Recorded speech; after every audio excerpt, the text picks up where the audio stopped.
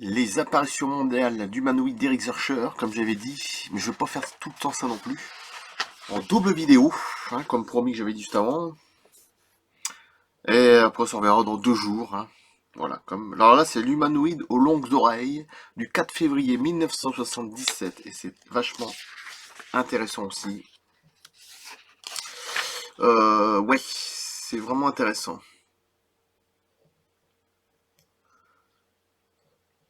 Alors, c'est parti. Je pense qu'on a compris, Kiki.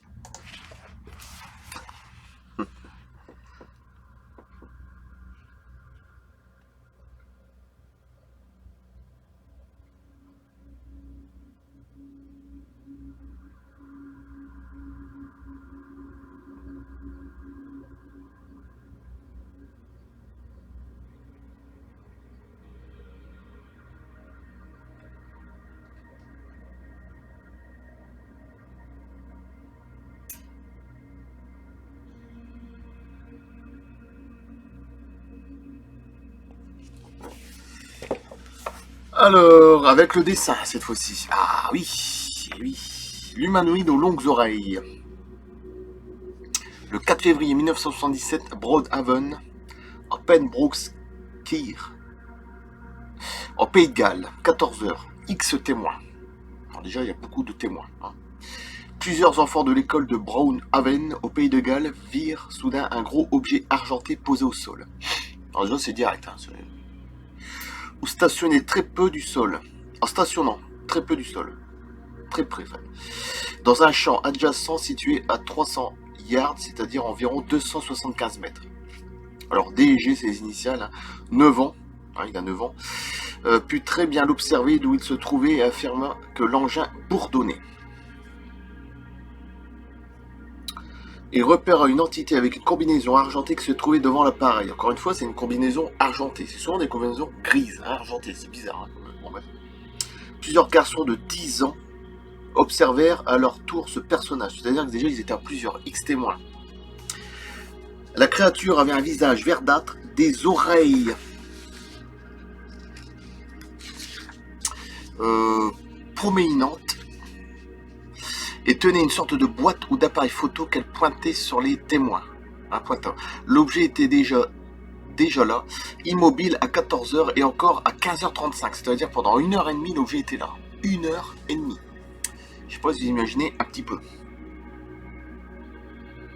Quand il fut vu pendant 5 minutes par 14 garçons.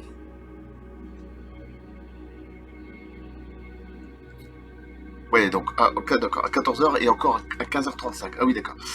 4 garçons et une fille, tous dessinèrent ce qu'ils avaient vu, un objet plat en forme d'assiette renversée avec un dôme sur le dessus. Ça rappelle le truc en 1994 au Zimbabwe, je crois que c'était ça, avec une école. X témoins aussi.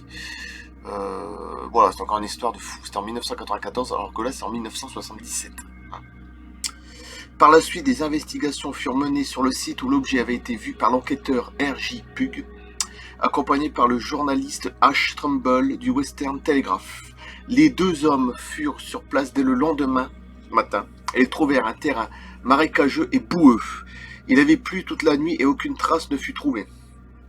Le 17 février, une des enseignantes anonymes, c'est intéressant, confia qu'elle avait envoyé observer le matin vers 10h30 un objet argenté avec un petit dôme. Donc déjà, ça se confirme beaucoup.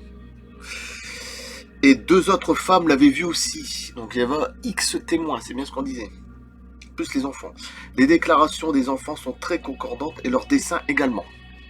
Je pense que... j'allais dire, elle n'a pas besoin de faire un dessin, mais là... Une fois devenus adultes, plusieurs d'entre eux ont parlé et confié qu'ils s'étaient toujours interrogés sur ce qu'ils avaient vu réellement observer ce jour-là, mais le mystère est resté entier. Alors, commentaire, le refrain est connu.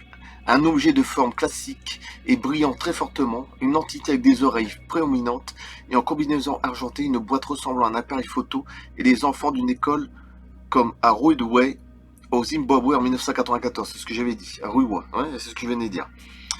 L'histoire, je l'ai raconté tout à l'heure. Tout cela ne contient pas toujours une grande somme d'informations, mais des éléments sont répétitifs. Les autorités ont naturellement trouvé toutes les explications possibles pour réduire l'affaire, évidemment. Pendant qu'elles diligentaient une enquête des plus discrètes, manœuvres de l'armée, camions livrant des engrais, etc. Hein, quand même, l'armée qui est venue tout ça. Hein. À part ça, il n'y avait rien. L'armée, elle arrive, mais à part ça, il n'y avait rien. Bien sûr. Hein. Bon, bref. Rien de bien nouveau là non plus. Bon, le mystère est demeuré et des décennies plus tard, les enfants devenus grands s'interrogèrent toujours sur ce qu'ils ont vu ce vendredi 4 février 1977. La propension de ce phénomène à faire des démonstrations à proximité des écoles à des enfants est quand même stupéfiante, ce qui rejoint l'histoire de Zimbabwe en 1994. Hein. Et là, c'est en 1977. Et c'est en 1977, d'accord, mais c'est au Pays de Galles. C'est complètement différent. C'était vachement intéressant et je vous fais voir tout de suite ce qu'ils ont vu. Et je coupe là. Ah, là c'est intéressant. Hein. On aime bien coller des dessins. Hein. Là, évidemment, c'est pas les enfants qui ont dessiné ça. Enfin, je suppose. Représentation d'après les dessins des enfants. Hein, oui. Février 1977, Pays de Galles. C'est vachement intéressant. On dirait qu'il y a un appareil photo. Bah, ça rappelle un peu l'histoire que j'avais dit sur le Boba Michelin, là, il y a quelques jours. Une sorte d'appareil photo, là, c'est vraiment c'est mystérieux. Ouais.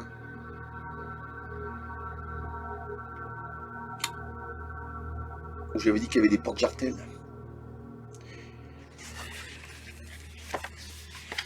Bah, faut bien rire. De temps en temps. Il vaut mieux parce que surtout à l'heure actuelle, là, hein, bon bref. Par ça, Raoult, c'est un con, quoi, le professeur Raoult. C'est un con, quoi. On l'a dû oublier, quoi. C'est bien, bravo. Alors, l'humanoïde aux longues oreilles. Le 4 février 1977. Et je coupe là, ça vous fait quand même 2 belles vidéos. La prochaine fois, je ferai plus ça. D'accord, je ferai une vidéo de 8, 9, 10 minutes. Hein. Je ne peux non plus exagérer. Bon, bref. Voilà. Et à bientôt. Merci.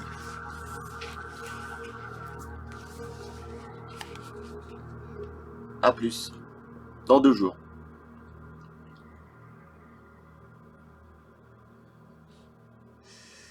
Merci.